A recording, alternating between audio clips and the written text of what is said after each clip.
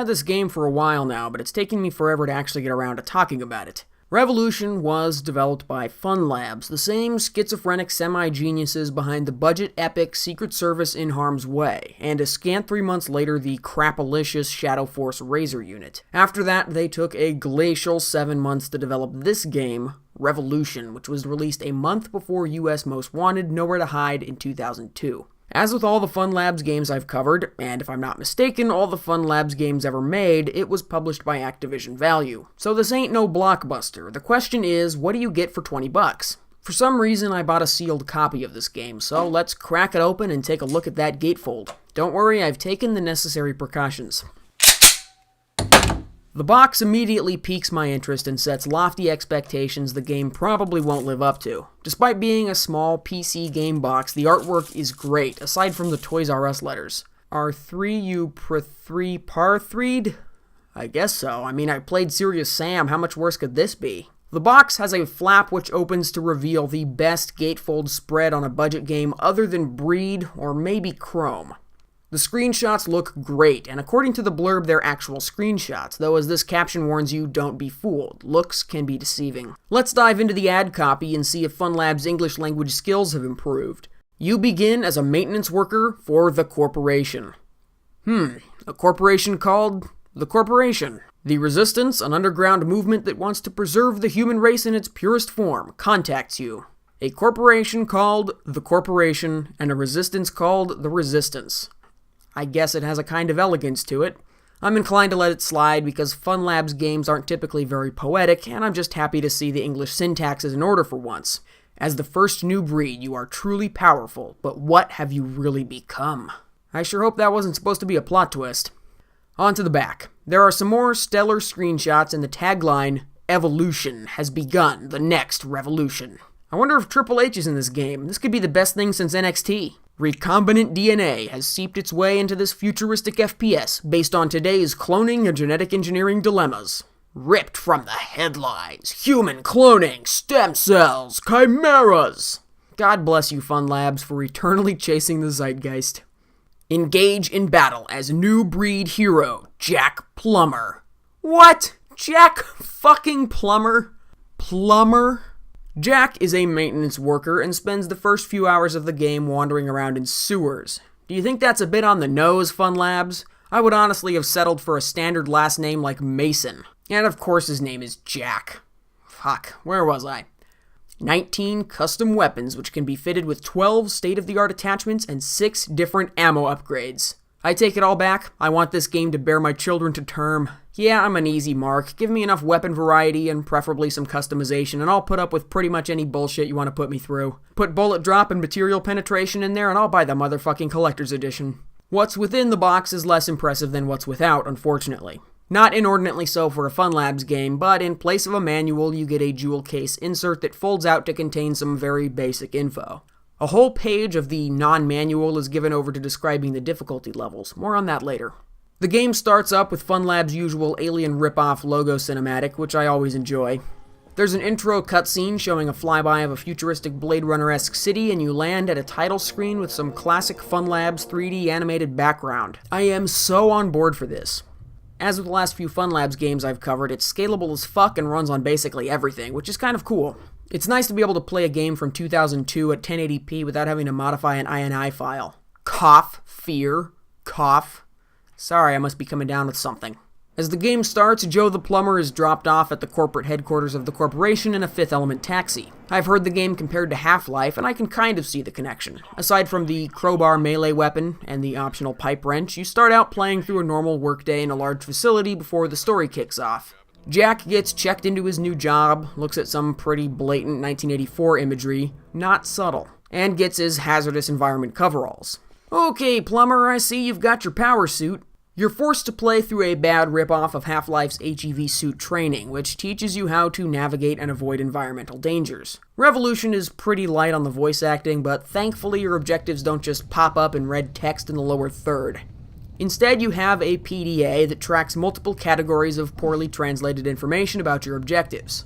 ReVOLUTION sucks noodle, and here's why. You never know where to go or what to do. The fucking PDA updates so sporadically with such vague and useless information that you're pretty much left to your own devices. In the first few levels, the PDA does a better job of updating not only when you get an objective, but after you've completed the objective, which shouldn't have to be a headlining feature. A few missions on and it doesn't bother anymore, so the only way to know if you've completed your mission is to bump into every door until one of them lets you out. The information isn't merely bad, it's also poorly delivered. It puts me in mind of that stalker mission where you're told to find a rifle in an attic even though it's a shotgun and it's in a basement. It's a combination of insufficient information and insufficient time or effort spent on the translation. Find your way through many impracticable areas. Oh boy, there are some real solid typos in this game. The training level warns you not to connect your suit to electrified fence.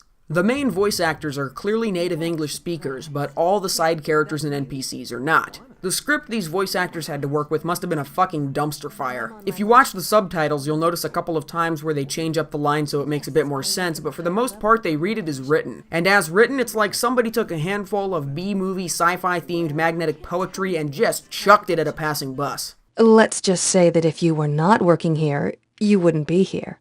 Oh yeah, good answer. If I didn't already know you, I'd say you're right, but since we lived together for quite a while, I sense that this is just a fake answer hiding something more. See, they're talking, and it sounds like English, but nothing is being said. Paying too much attention to the dialogue in this game is disorienting, like dream logic that must have made sense at some time, but then you wake up to find you've written the Jabberwocky. ReVOLUTION is also trying to be like Deus Ex, which had the same kind of long, slow open before the realness levels of the shit increased beyond acceptable parameters. Like with Deus Ex, there's even a painfully telegraphed loyalty switch.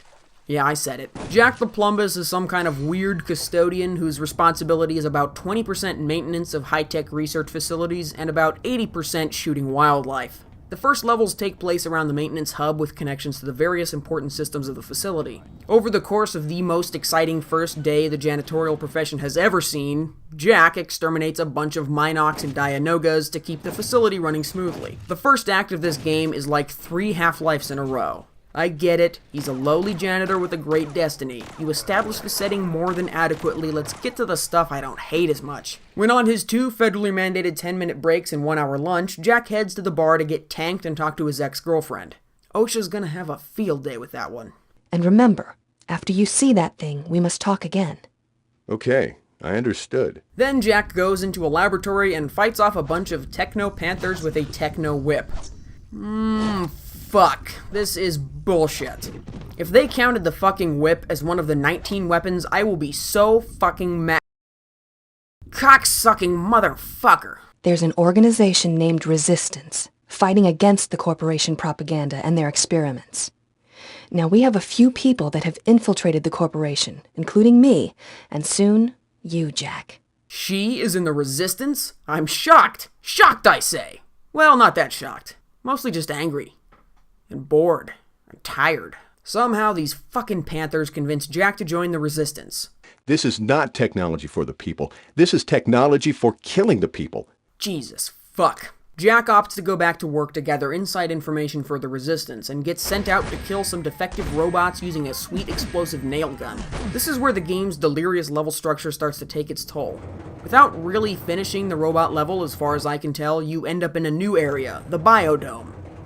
Oh god. We're in pursuit of a suspicious vehicle in the Biodome tunnel. I never know what the fuck is going on in this game. One minute you're killing robots in a factory, the next you're killing fish in a biodome. How did I get here? Are these 2 facilities connected? What's my new objective? Did I even finish my last objective? When Jack is finished causing trouble in that bubble, he gets pooped back into the bar for another conspiratorial whisper with his girlfriend, full of dialogue that reads like a fever dream. And when the big attack on the corporation comes, you will be the one that will show them all the hot spots.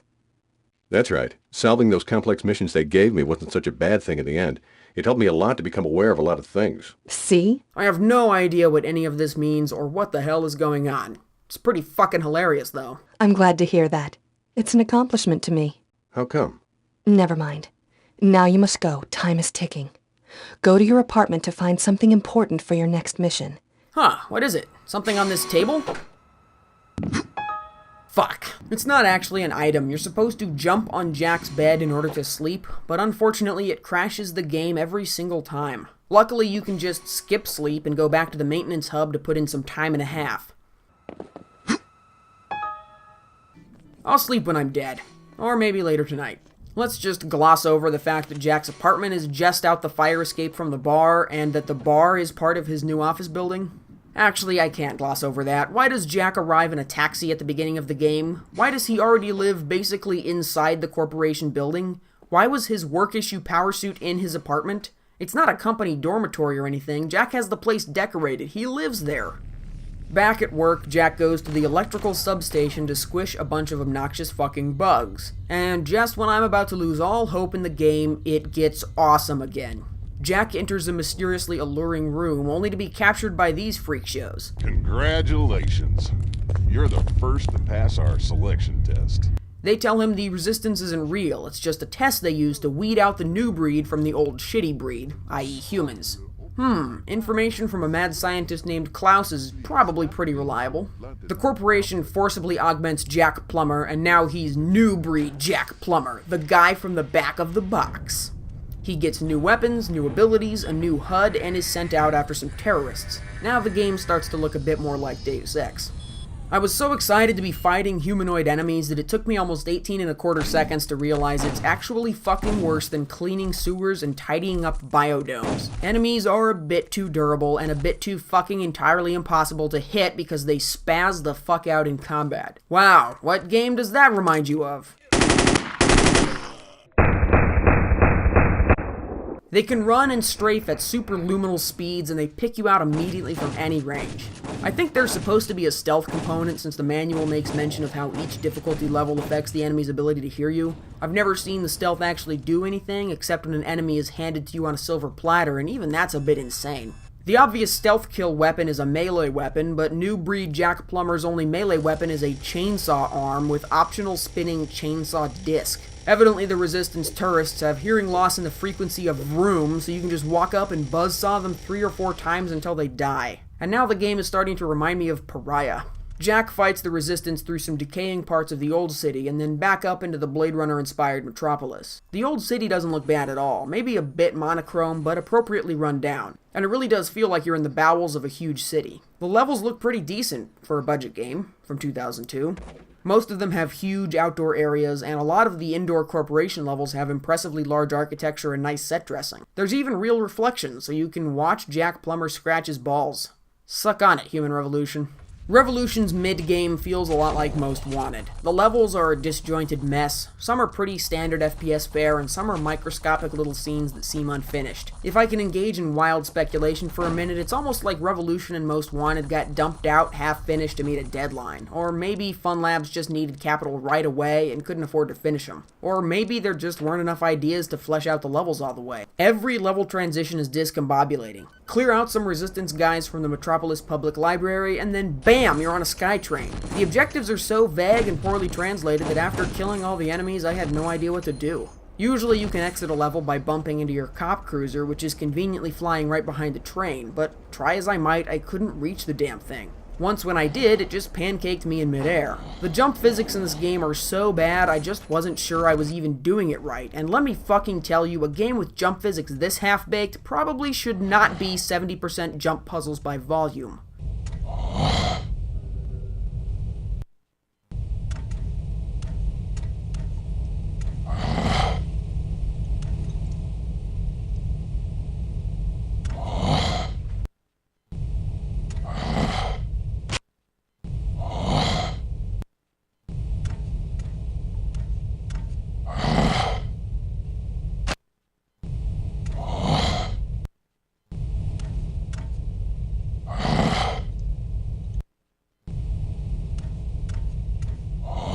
I never had any trouble with jumping puzzles in Half-Life, not even when you get to Zen and have to contend with the long jump module in low gravity. But this game is balls. After fucking around with this level for 40 minutes, about 38 minutes longer than this game deserves from anyone, I figured it out.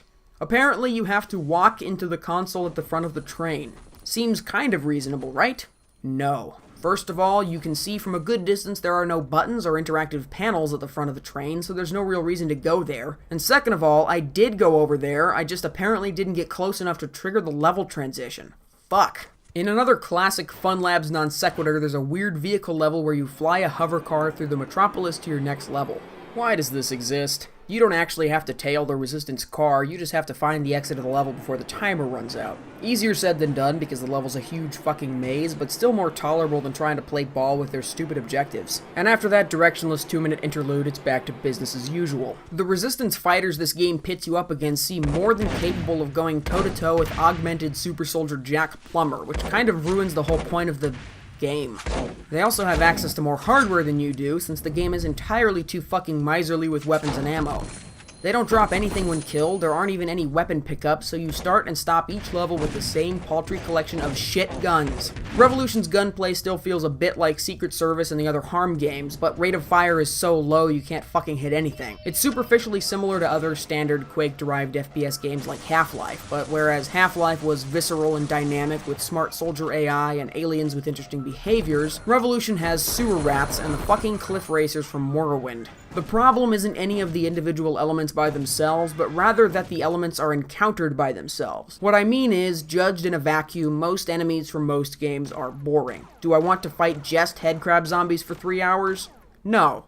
Luckily, you never have to fight just headcrab zombies for 3 hours, except in Half-Life 2's Ravenholm chapter, which gamers seem to inexplicably like. So the problem with Revolution is that each level is one environment, with only one enemy type encountered in that level, fought with the very few weapons they allowed you to have in that level. There's an okay variety in the game as a whole, but the minute-to-minute variety doesn't exist.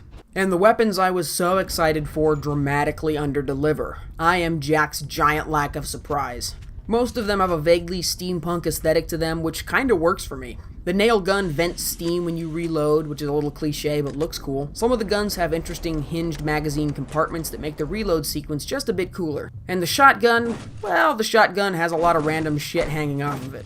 They look good, but they all chug dick to actually use. Your basic gun is a laser pistol with a regenerating battery. It sucks. Slow rate of fire, just no punch whatsoever, and the lasers come out of some place that isn't the gun.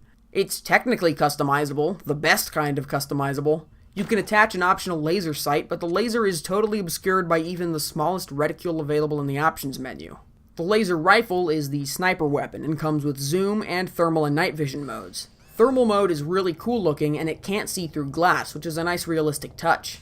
It also shows footprints, which seems like it could be a very interesting gameplay mechanic if the game had any mechanics. It only shows Jack's footprints. The shotgun is the only useful gun in the game, but still a bit stiff. It's effective against every enemy at short to medium range, and it's the only gun you regularly find ammo for, so it is in compliance with the 93 Doom Act. The shotgun has a pointless light attachment that creates a big white circle wherever you aim it. It couldn't have been too hard to just use the same flashlight effect from Secret Service, right? The spill of the flashlight is moderately realistic looking, which is cool, but it isn't useful. The flamethrower is awful. Just awful. It looks great, and it has an interesting modification that gives you an alternate fire mode that just throws flames left and right like crazy. But enemies have no reaction to being hit with a flamethrower, and it can be hard to tell they're even taking damage until they hopefully randomly die about 3/4 of the way through an entire fuel canister. Did somebody forget to add the hit detection for this gun? The nail gun I mentioned earlier is my favorite gun in the arsenal, which is like picking my favorite Serious Sam game. It's the second one. It has 2 mods, one of which allows you to manually trigger the explosive nails to set traps, maybe? I'm not sure what it's for. The other mod is the so-called pinhead camera, which lets you follow the nail from shot to impact. Maybe they meant pinhole? Fuck it. I got about one decent chuckle out of this and then realized it's totally worthless. In the time it takes to watch the nail travel, your enemy will spaz out of the way and then shoot you a bunch of times in the face. You can't steer it or anything. It's only in the game because they could do it. New breed Jack Plummer gets a fancy replacement for the nail gun called the Puncturer, which shoots regular, non-explosive nails instead of being actually useful. It has burst or automatic fire modes and a silencer mod. The silencer mod doesn't factor into stealth gameplay, and the sound effect is the same as the normal one but with the volume turned down, which makes it sound like the game is broken. And it's about as effective as throwing a Nerf football at an M1A2 Tusk. Runner-up for the most useful weapon is the grenade launcher, which has the same remote detonator upgrade as the nail gun. The grenade launcher looks like a steampunk FNF 2000. It's actually pretty fucking cool. What's this hose on the side for? What's this little eyeball thing that rotates around? Don't ask questions. There's a pretty sweet rocket launcher with an aggressive homing secondary fire, and this is what makes the mod stupid. Primary fire is a normal rocket. Secondary fire is a homing rocket. You can only use the secondary fire if the mod is installed. So basically it's just a gun with 2 fire modes, and you can disable the secondary mode by removing the mod if you wanted. But you'd never want to. The only reason the mod would even make sense is if you found it or bought it during gameplay. The mods could be upgrades that change your weapons over time, but instead they're just alternate fire modes you can take on and off. You either have the gun and every mod for it, or you don't have the gun yet. The throwable explosive weapon has 3 available mods. Basically, they're mods with an E at the end, as in modes. Regular impact grenade, timer grenade, proximity mine, or laser trip mine. Damn. That's really cool. Now, if only they were useful. The most promising item is the deployable mini-turret, but enemies move so frantically and the pace of combat is so fast you can't use it without wasting it. It's also debatable if the deployable turret does any damage at all, or if it's just a loud waste of time. Conspicuous by its absence from that description of Revolution's guns was any mention about ammo types. Guess why? The weapons menu is very gung-ho in telling you what kind of ammo each weapon uses, be it carbon nails or spike slugs. But there's 1 ammo type for each gun. No more, no less. So when the box makes reference to 6 ammo upgrades, I have no idea what they thought that meant. There's a well-documented give weapons cheat that gives you all the guns, but still doesn't give you the ammo upgrades. On a whim, I tried typing give ammo instead, even though that's not listed in any cheats list. And there you go, it's all there. Explosive shotgun shells and crossbow bolts, white phosphorus rounds for the rocket launcher, cluster munitions for the grenade launcher, scatter shot for the nail gun. All of it. Is it me? Am I not doing it right? Do you only get the ammo on easy mode? On hard mode? Does the 1.1 patch fix the level bug and break the ammo? Did I somehow just miss it? The ammo types all exist in the game code, just not in the game levels. Maybe they weren't quite done and got cut late in development. I just don't know what the fuck happened. At this point, the game finally figures out what makes FPS games fun and gives you all the guns. They're not introduced or anything, they just start giving you the new rocket launcher, crossbow, and pulse rifle and give you back your old nail gun, flamethrower, and the whip. Oh, thank God, I was worried I wouldn't get to use the whip again. Fuck me. The pulse rifle sucks. It's just a laser version of the puncturer. The spinning super boot spork on the end is kind of funny, I guess, but it sure doesn't feel like a late game gun. The crossbow, on the other hand, is hilarious. The second fire mode shoots a grappling arrow that pulls you towards it, which is required for a few basic navigation puzzles, or can be used to hardcore break the fucking game. Dude, if you give the player a grappling hook, you can't expect them to stay in the textured part of the level for very long. Jack kills a bunch more Resistance members for a few hours, a lot of whom are new breed, as evidenced by the fountains of fluorescent blood and gore that spray on the walls when killed.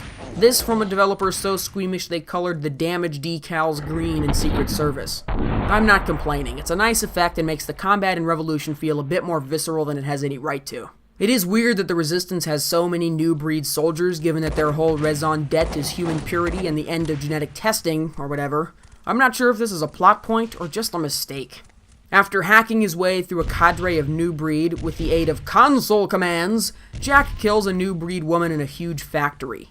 When she dies, Jack falls to his knees. He can't believe he just killed, I think, his girlfriend from earlier? I don't know who that is.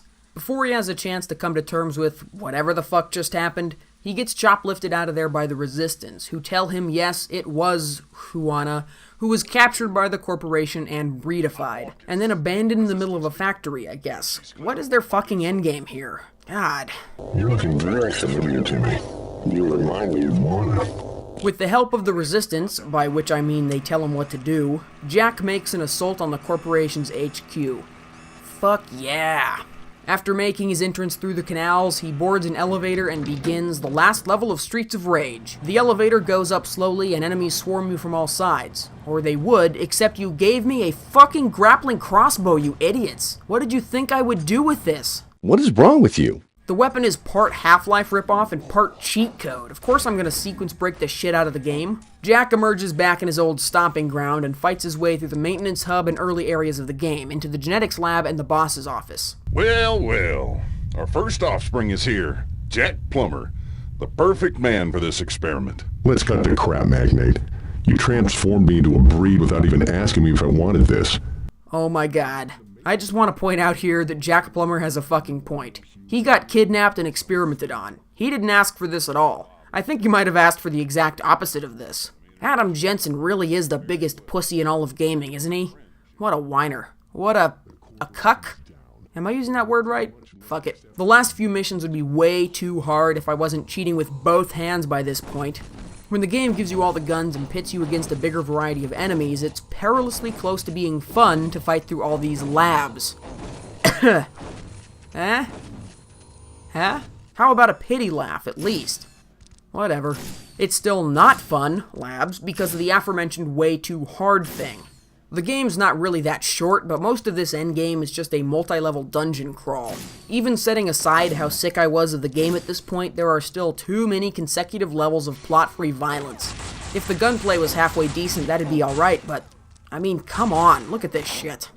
Jack chases the evil corporation boss and maybe doesn't catch him. Even the ending cutscene is too vague to tell. The Resistance leader flies up in his hover car, and he and Jack shake on a job well done. I know! It's a hover car!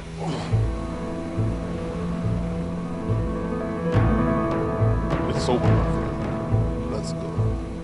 What the fuck did I just play? Who bought this game in 2002? And of those who did, who finished it?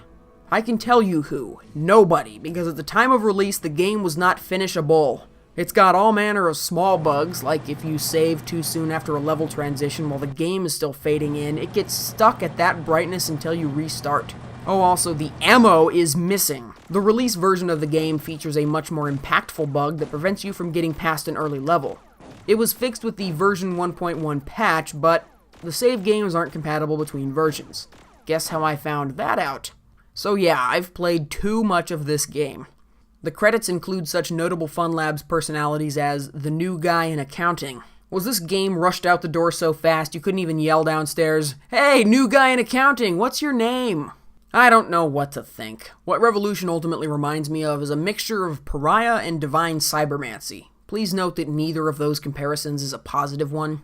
Incompetent action, shitty guns, shitty mods, and a dumb fucking story like Pariah, coupled with Divine Cybermancy's total lack of focus, poor translation, awful enemy AI, and impossible to understand objectives. Well, at least it's pretty. It seems obvious to me that Fun Labs, or Activision Value, put a lot more work into presenting Revolution than any previous Fun Labs game. Never has such a shitty game come in such a nice package, except for Daikatana, obviously. I don't know whether this was just a cynical attempt to get more sales by showcasing the pretty graphics and hoping gamers didn't read reviews, or if this was a legitimate creative endeavor for Fun Labs, their magnum opus, their sleeper hit, their big original idea.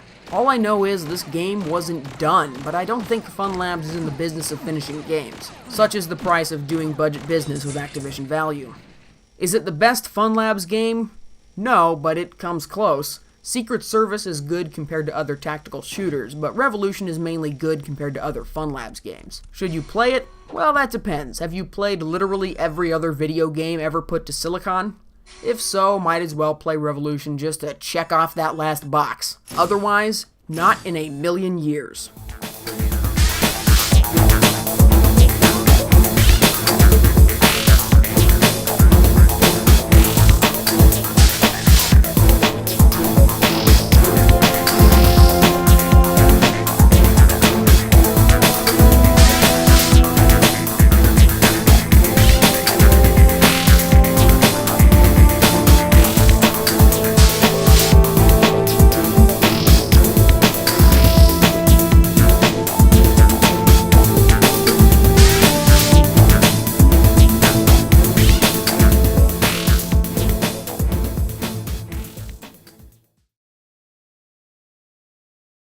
I think you might have asked for the exact opposite of this.